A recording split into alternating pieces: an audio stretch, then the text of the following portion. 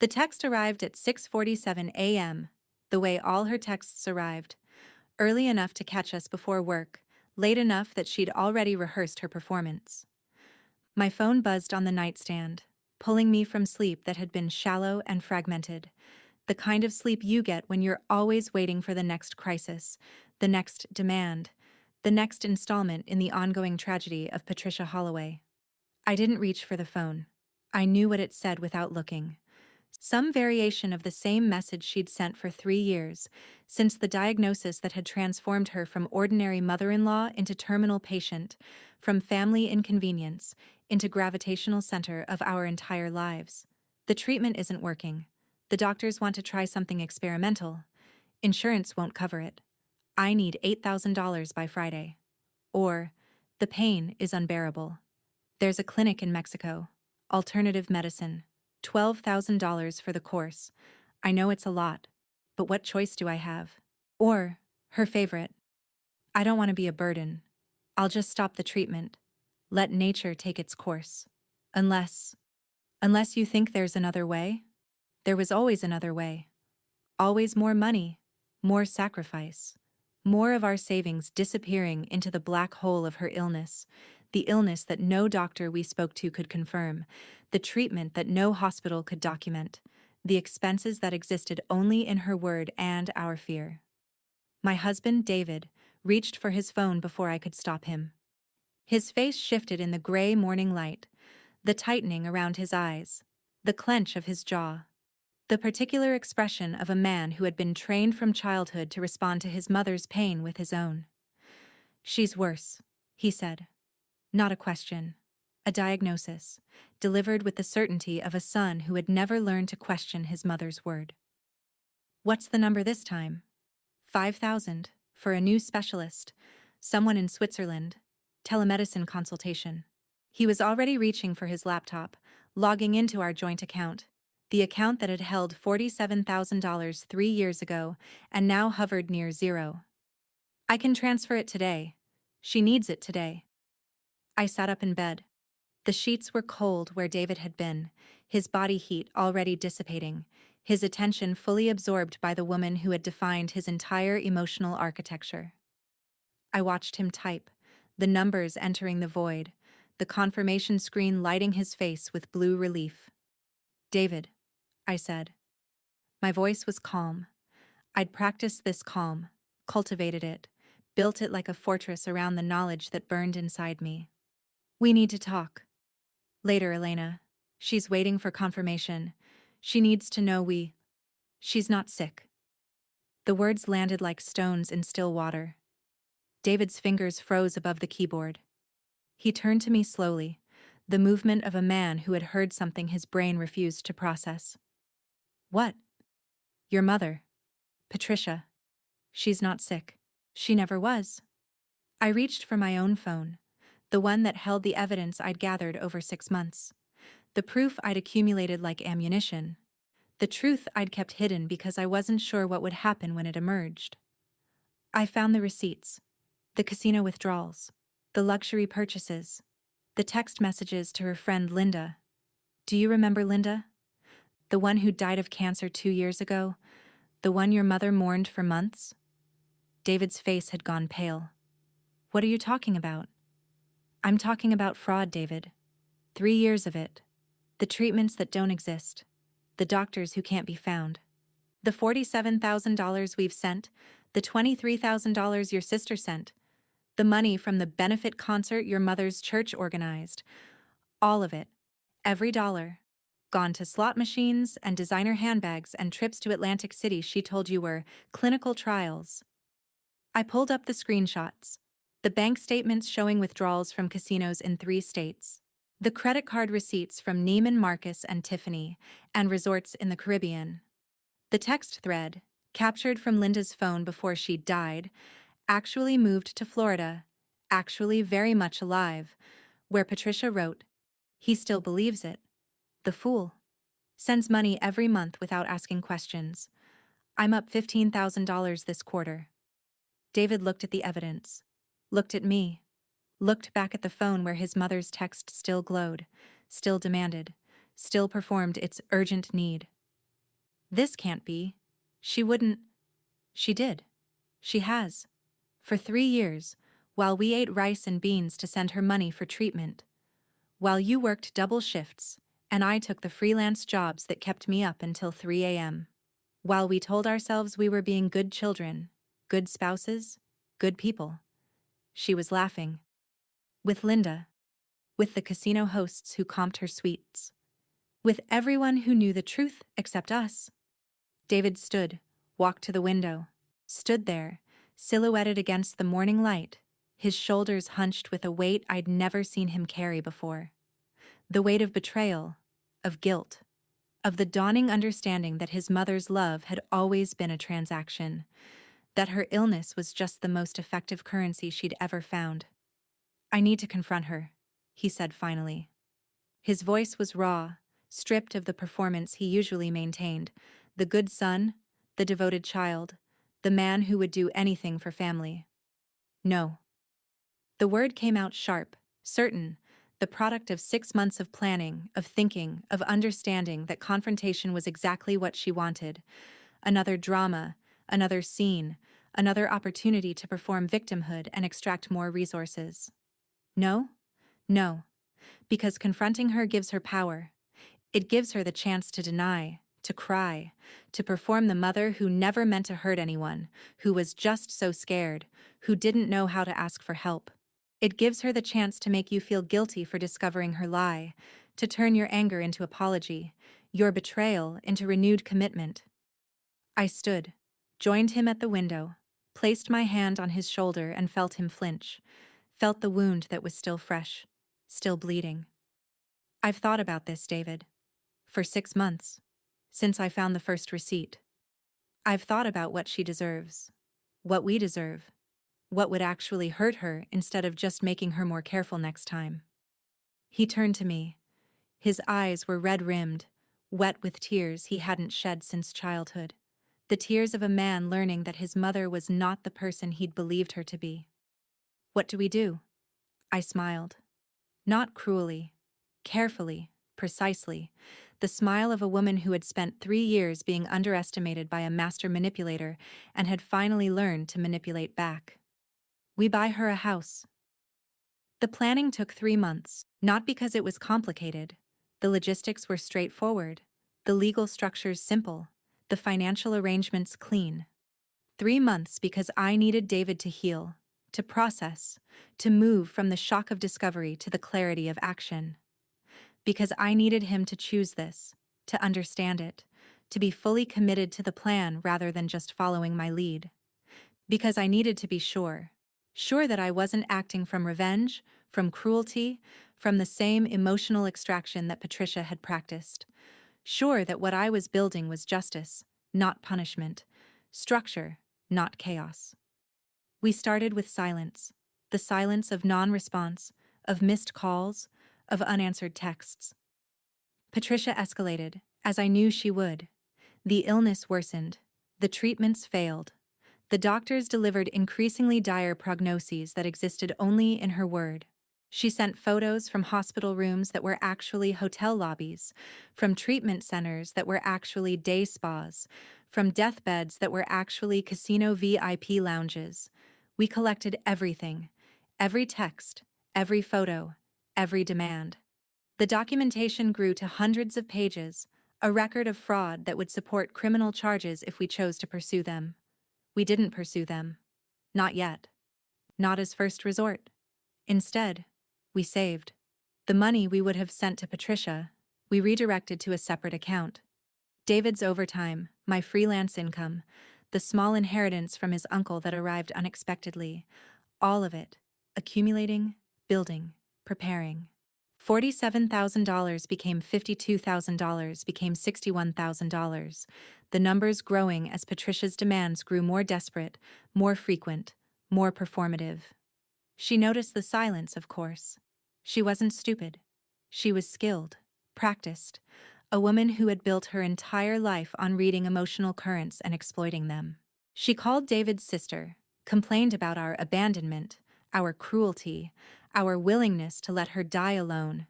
She called David's work, left messages with his colleagues about family emergencies. She showed up at our apartment once, unannounced, wearing a headscarf she'd bought for the performance, looking frail and wounded and utterly convincing. I wasn't home. David was. He opened the door, saw her, and, to his credit, to his growth, to the 3 months of processing that had transformed him from devoted son to informed adult, he didn't invite her in. "Mom," he said. His voice was steady. I'd heard him practice in the mirror, rehearse with me, build the calm that could withstand her performance. "We need to talk. But not here. Not now. I'll call you." She cried. Performed weakness, desperation, the mother abandoned by her cruel children. David watched, recorded it on his phone, added it to the file, then closed the door. She didn't come back. But she didn't stop calling, texting, demanding. The performance continued, escalating, becoming more extreme as she sensed the loss of control. She was dying now, weeks to live, final wishes that required immediate financial fulfillment. She sent a goodbye letter that was actually a template from a grief website, modified slightly, personalized with references to David's childhood that she got wrong. We collected it all, and we continued to plan. The house was in a town called Millbrook, 60 miles from the city, close enough for medical access, far enough for isolation. A small bungalow, single-story, wheelchair accessible. Because Patricia's performance would eventually require physical limitation, and I wanted the infrastructure ready. Near a hospital, a real one, with real doctors who could document her real health, the health she'd hidden for 3 years. I bought it through an LLC. Holloway Care Properties, a name designed to sound like charity, like concern, like the family business of a devoted daughter-in-law. The purchase was cash, clean, untraceable to Patricia's knowledge. The deed was in my name. The LLC was in my name. The house was mine, completely and absolutely, before Patricia knew it existed. We furnished it simply. Functional, not luxurious. The kind of place a practical daughter-in-law would choose for a sick mother-in-law, modest and appropriate, and utterly devoid of the casino-adjacent glamour Patricia preferred. A hospital bed, ordered through medical supply channels, delivered and assembled. A recliner, a television, a small kitchen.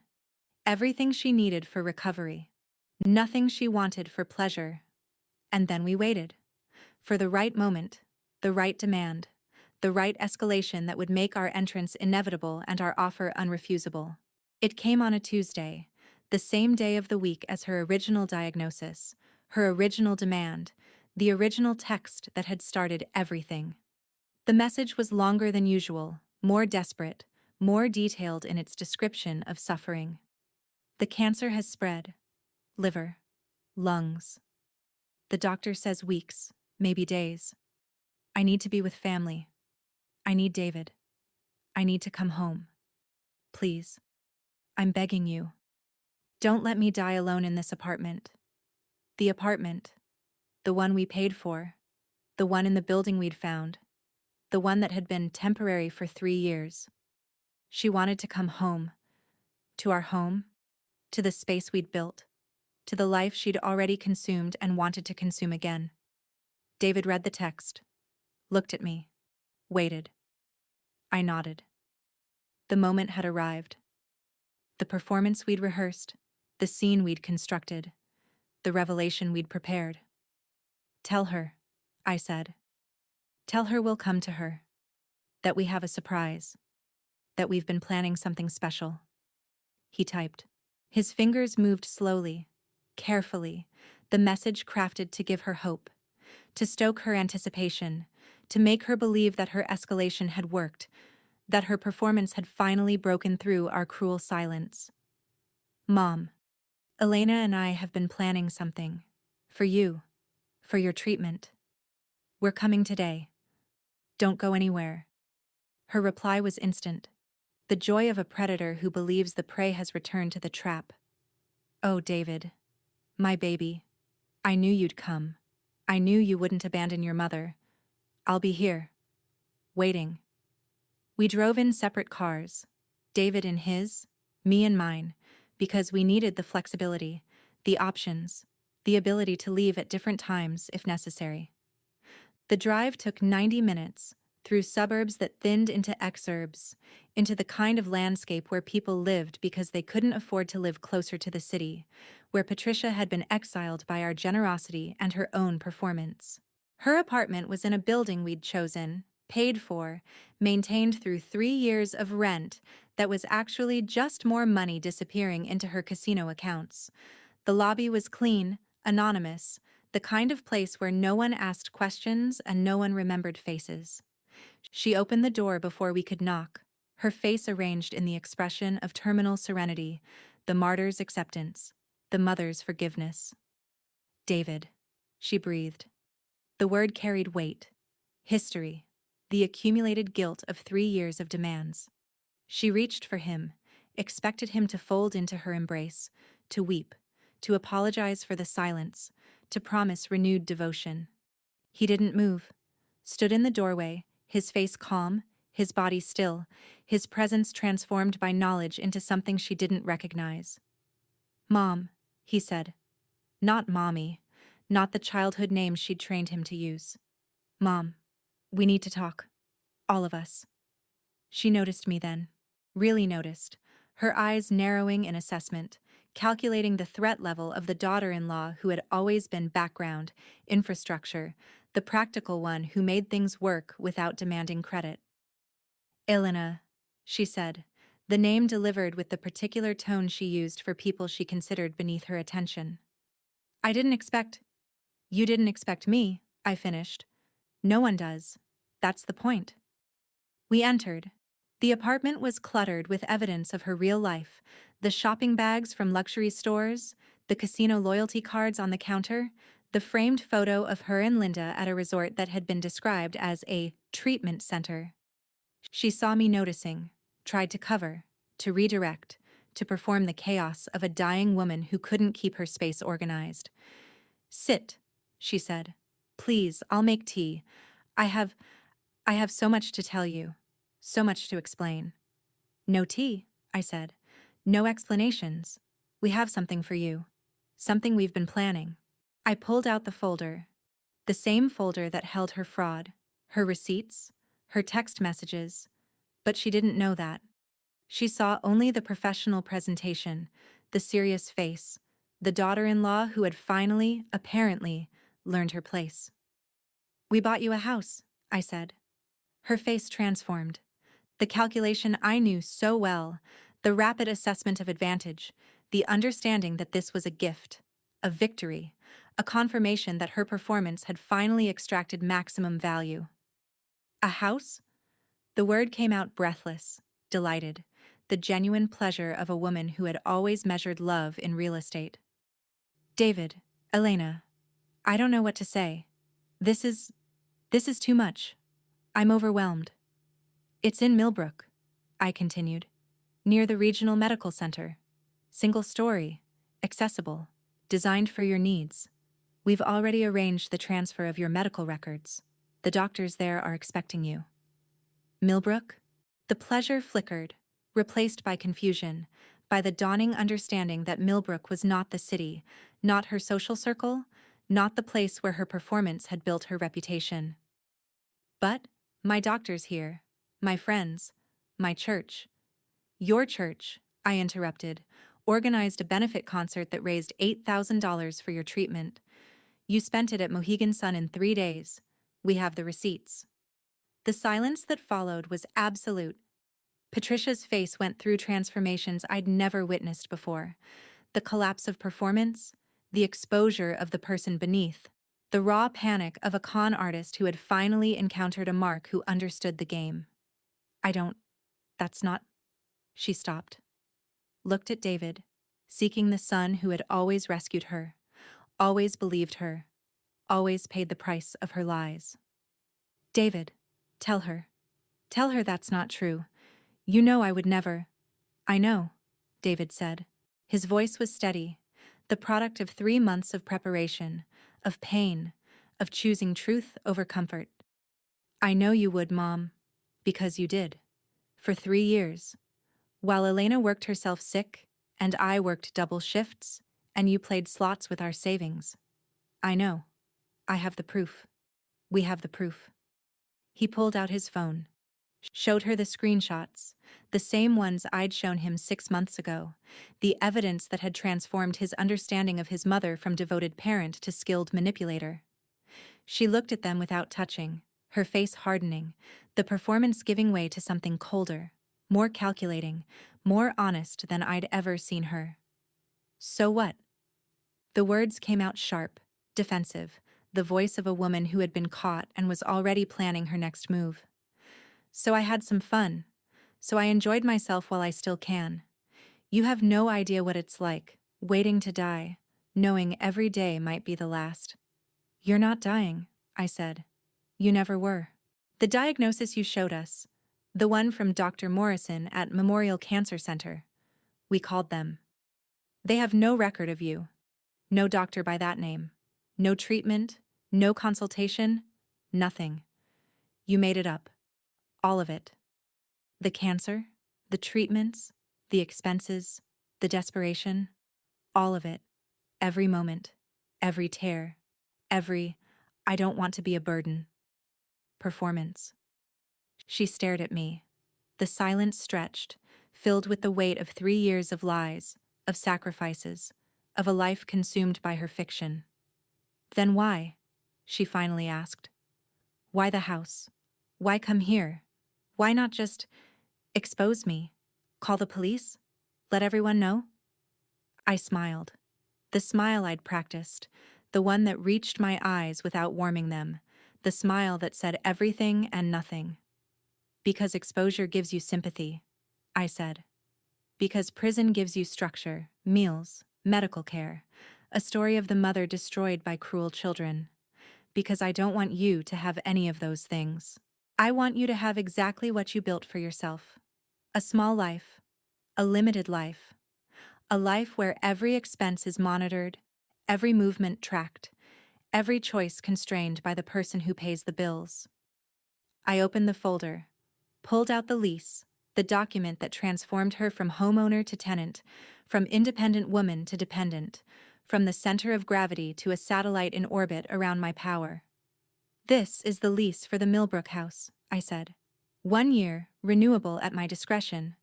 Rent is $1 per month. Symbolic, but legally binding.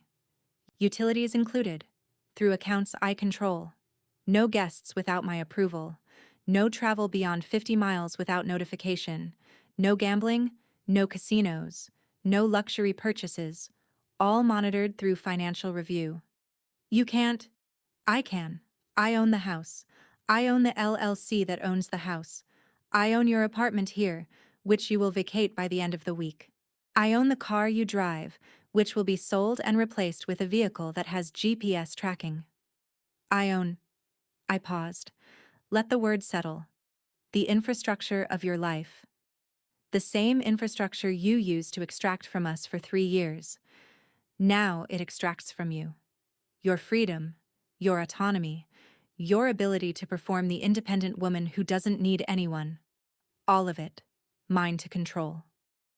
David stood beside me, silent, present, choosing. The son who had finally seen his mother clearly and chosen his wife, his future, his own liberation from the performance that had defined his entire life. Or, I continued, there's option 2. We file criminal charges, fraud, theft by deception, wire fraud for the interstate transfers. The documentation supports it. The evidence is overwhelming. You'd serve time. Not much, perhaps, given your age and the complexity of prosecution, but enough. Enough to destroy the performance forever. Enough to make sure that everyone who ever believed you knows the truth. Patricia looked at us. At me, the daughter-in-law she'd underestimated, dismissed, exploited. At David, the son she'd trained to respond to her pain with his own, now standing silent and still and completely beyond her reach. You're monsters, she whispered. Both of you. After everything Everything you what? David interrupted. The first words he'd spoken since entering, the first time he'd challenged her directly in 3 years. Everything you took? Everything you lied about? Everything you made me feel guilty for while you were spending my future on slot machines?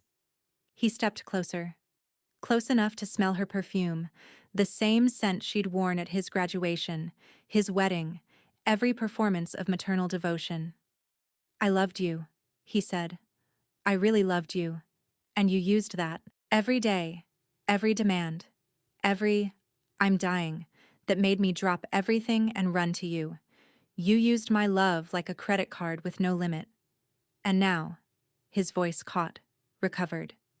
Now I'm done. I'm choosing Elena. I'm choosing the life we built, the one you tried to destroy.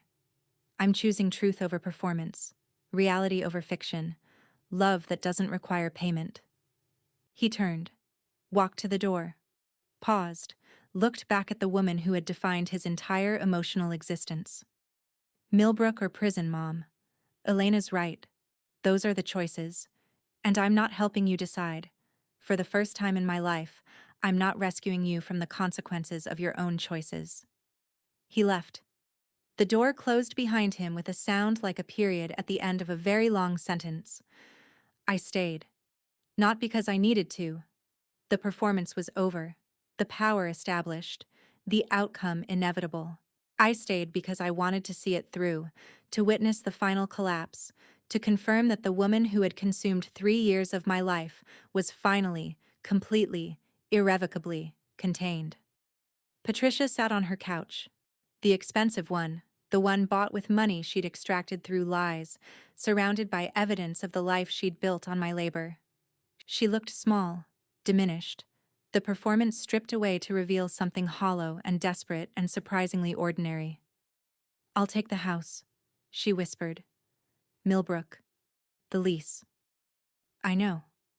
I placed the document on the coffee table, the table I'd paid for, in the apartment I owned, in the life I'd reclaimed. Sign it. Today. Vacate by Friday. The movers are already scheduled. She signed, her hand shaking, her signature barely legible, the autograph of a woman who had finally encountered a boundary she couldn't charm her way through. I collected the document, walked to the door, paused as David had paused to deliver the final words. One more thing, I said. The $47,000. The total you extracted from us over 3 years. I'm not pursuing it. Not because you don't owe it, but because pursuing it would keep you in my life, and I want you out. The debt is forgiven. Consider it payment for the education you provided, the education in how manipulation works, how performance deceives, how love can be weaponized. I paid tuition, Patricia, and I graduated. I left. The door closed.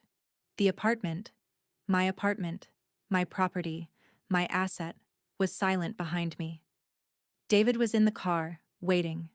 His face was wet with tears he'd finally allowed himself, the grief for the mother he'd lost, the liberation from the performance he'd escaped, the uncertain future he'd chosen. I got in, took his hand, said nothing. There was nothing to say that silence couldn't communicate better. We drove, past the apartment, past the city, past the life we'd lived while she consumed it, toward Millbrook, toward the house we'd prepared, toward the future we'd build without her gravity distorting our orbit. At the highway exit, David finally spoke. Will she be okay? I considered the question, the honest answer, the one that acknowledged complexity without surrendering to guilt. She'll be alive, I said. She'll be housed, fed, monitored. She'll have medical care, real medical care, through the clinic in Millbrook. She'll have everything she needs and nothing she wants. That's not okay, by her definition. But it's more than she gave us. And it's the only justice that doesn't consume us in the process. He nodded. The nod of a man learning to live with ambiguity, to accept that justice wasn't the same as revenge, that protection wasn't the same as cruelty. Thank you, he said, for not exposing her, for not pressing charges, for... He paused, found the words. For being better than she deserved, better than I was, when I believed her. I squeezed his hand. I'm not better. I'm just practical. The same practical you've always teased me about. The practical that calculates long-term consequences, that builds infrastructure instead of drama, that chooses sustainable justice over spectacular revenge. We drove to Millbrook, checked the house, confirmed the installation of monitoring systems, verified that everything was ready for Patricia's arrival in 3 days, and then we went home. Our home. The apartment we'd kept small, modest, deliberately unglamorous.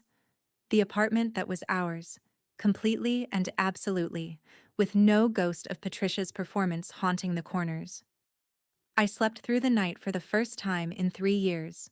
No 3 a.m. anxiety about the next demand, the next crisis, the next performance of maternal need. Just sleep. Deep and dreamless and completely my own. Patricia moved to Millbrook on Friday, as scheduled. The movers reported that she was silent, compliant, shockingly small without her performance to inflate her. She signed the lease, received the keys, entered the house that was hers only by my permission. I visited once, a month later. Unannounced, as she'd always visited us. Found her in the recliner, watching television, surrounded by the modest furnishings she'd never have chosen for herself. She looked up when I entered, her face a complex map of emotions: fear, resentment, grudging acceptance, something that might have been, in a person capable of such things, respect. "The clinic called," she said. Her voice was different, flatter, stripped of the performance that had defined her. "They want to schedule a physical. Real doctors, real tests. They said—" She paused, the words unfamiliar.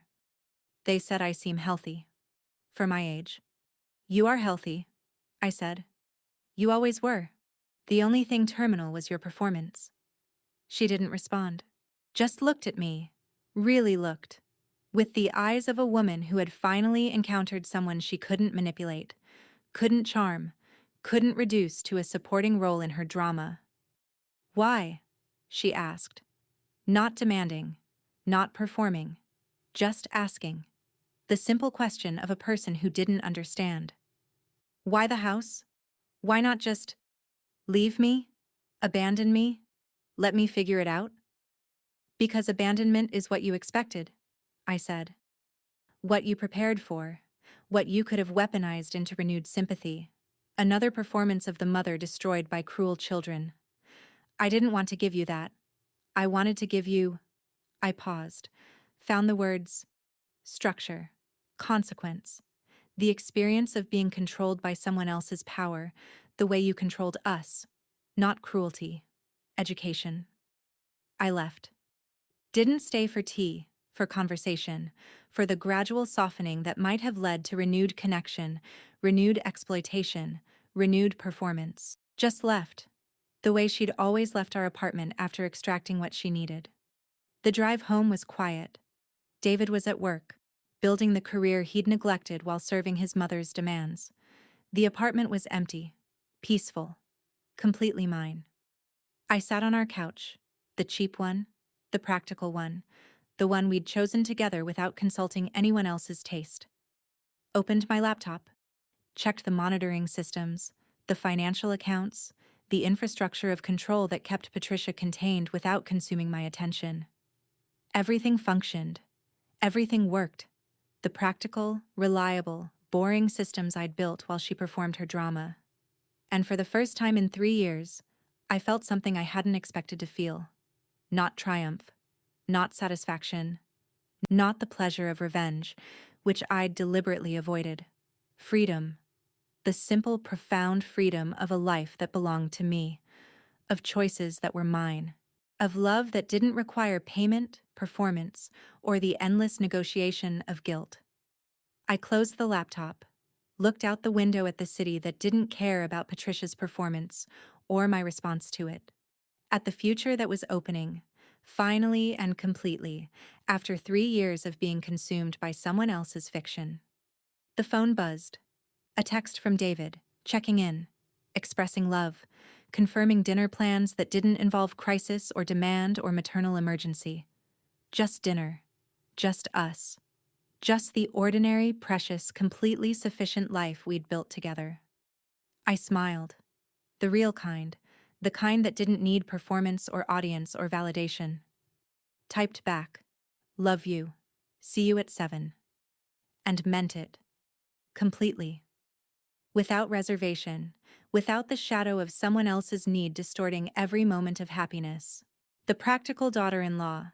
The reliable wife. The boring, infrastructure-building, system-maintaining woman who had finally, completely, irrevocably won.